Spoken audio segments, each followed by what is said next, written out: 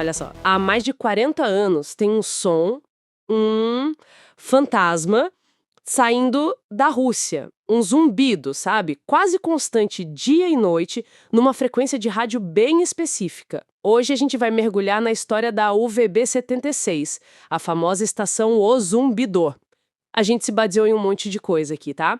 Artigos da Isto é Dinheiro, super interessante, How It Works. Tem também relatórios super detalhados de entusiastas, tipo o pessoal do prion.org, da Signal Identification Wiki, discussões no Reddit e umas notas técnicas. E a nossa missão aqui é, tentar desvendar o que a gente sabe sobre essa transmissão que não para nunca. E as mensagens estranhas que aparecem e as teorias. Por que esse negócio continua intrigando tanta gente? Ok, vamos lá. Vamos desempacotar isso. Para começar, o sinal principal é esse zumbido. Bem monótono, repetitivo, umas 25 vezes por minuto, mais ou menos. E fica lá 24/7 na frequência 465 kHz. Isso. E essa frequência, 4625 kHz, é importante, né? Fica na faixa de ondas curtas. Exato, ondas curtas, que viajam longe pra caramba. Por isso dá pra ouvir em vários lugares do mundo. Uhum. E o mais impressionante é a duração disso, né? Desde 82, pelo menos. É muito tempo no ar. É verdade. E o som nem sempre foi assim, né? Antes era tipo uns bips. Isso mesmo. Até 1992 eram bips. Aí mudou para esse zumbido que a gente ouve hoje. Uma persistência notável, como você disse. Mas não é só o zumbido, né? Tem mais coisa. Não mesmo. Esse zumbido é tipo a música de fundo. Porque de vez em quando ele para, do nada, e entra uma voz ao vivo falando russo. Voz ao vivo? Que tipo de coisa eles falam? São mensagens curtas, bem enigmáticas. Às vezes são só sequências de números, outras vezes nomes, e eles usam o alfabeto fonético russo, sabe? Tipo o nosso Alfa, Bravo, Charlie, só que com nomes russos, tipo Boris, Roman, Olga, para garantir que dê para entender, mesmo com chiado. Entendi. Tipo código. Parece código. E às vezes soltam umas palavras que parecem totalmente aleatórias, tipo bote ou especialista em agricultura. O conteúdo é um prato cheio para quem gosta de mistério. E tem outra coisa estranha. A identificação da estação, o tal do call sign, já mudou várias vezes. Começou como UVB-76, aí virou UZB-76, depois MDZHB, ZOZ-ANVF e mais recentemente parece que é NZHTI. Exatamente. Essas mudanças de nome são um outro ponto que intriga. Por quê? Ninguém sabe ao certo. Talvez segurança, talvez mudam a unidade militar responsável, talvez atualização técnica. Pode ser tanta coisa. Pode ser.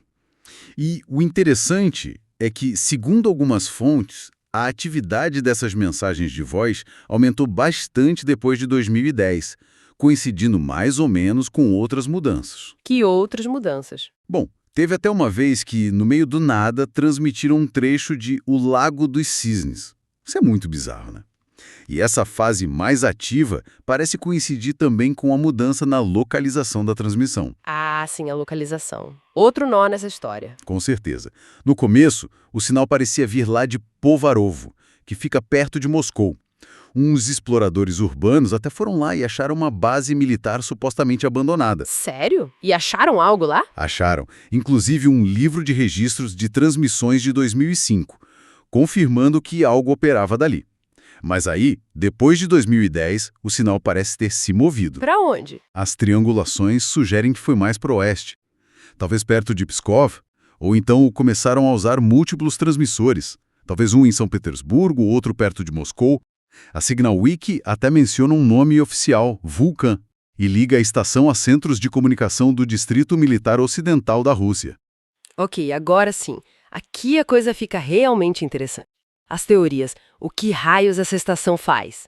A teoria mais óbvia, talvez, é que seja para a comunicação militar russa mesmo, né? Sim, essa é uma das principais hipóteses. Talvez parte de uma rede maior, junto com outras estações misteriosas que o pessoal também monitora, tipo a The Pipe e a The Squeaky Wheel, que têm sons diferentes, mas também transmitem mensagens codificadas. Faz sentido. E a ideia de ser uma estação de números, aquelas para mandar mensagem para espião? Também é uma teoria forte, clássica da Guerra Fria, né? Só que algumas fontes apontam que o formato das mensagens da UVB-76 às vezes é meio irregular. Não segue aquele padrão super rígido das estações de números tradicionais. Às vezes parece até meio bagunçado. E a teoria mais cinematográfica, aquela da mão morta. Ah, o Dead Hand? Aquele suposto sistema soviético de retaliação nuclear automático, né? Se a liderança fosse eliminada, o sistema lançaria os mísseis. A ideia era que o zumbido constante seria o sinal de tudo ok. E se parasse... Credo. Mas essa teoria meio que caiu por terra, né? Perdeu bastante força. Principalmente porque a estação já saiu do ar algumas vezes por curtos períodos, tipo em 2010. E, bom, nada aconteceu. O mundo não acabou. Ufa. Que mais? Tem outras ideias? Tem sim, uma mais científica. Pesquisa da ionosfera, aquela camada da atmosfera que reflete ondas de rádio. Um artigo até sugeriu isso, mas não explicaria as mensagens de voz, né? Verdade. E tem as teorias mais pragmáticas. Um especialista britânico, David Staples, sugeriu que talvez seja só para manter a frequência ocupada. Reservar o canal 4625 kHz para uso emergencial do governo. Ele disse algo tipo, se eles não usarem, alguém rouba a frequência, porque o espectro de ondas curtas é limitado e disputado. Entendi. Tipo, marcar território no espectro de rádio? Exato. E um ex-ministro da Lituânia uma vez sugeriu que talvez as vozes sejam só um jeito de testar se os operadores em postos remotos estão ligados, atentos. Um tipo de verificação. Muitas possibilidades. E o governo russo? O que eles dizem sobre tudo isso? Oficialmente, absolutamente nada. Silêncio total. Nunca confirmaram um propósito, nem que operam a estação.